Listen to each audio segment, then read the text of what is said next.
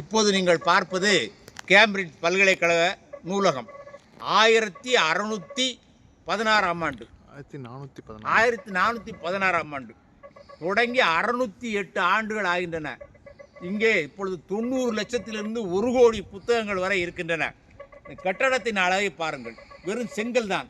அதை எவ்வளவு அழகாக பிரம்மாண்டமாக கட்டியிருக்கிறார். இங்கிலாந்து நாட்டினுடைய அரசு ஆவணங்கள் மற்றும் ஒரு ஆவண காப்பகமாகவும் செயல்படுகிறது.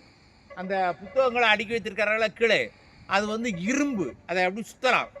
அதே போல் பழைய டெலிஃபோன் பூத் இருக்கு இல்லையா, அதை புக் ட்ராப், அங்கே புத்தகங்களை போடுவது போல் ஆக்கியிருக்கிறார்கள்.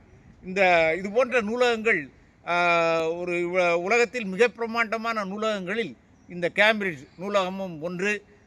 இந்த இடத்தை பார்ப்பதற்கு நான் வந்தது எனக்கு ஒரு பெரிய மகிழ்ச்சி. நண்பர்கள் ஜெயராமும் தர்மராஜும் என்னை இன்று அங்கே அழைத்து வந்தார்கள். நீங்களும் எப்படியாவது ஒரு முறை இங்கே வந்து பாருங்கள்.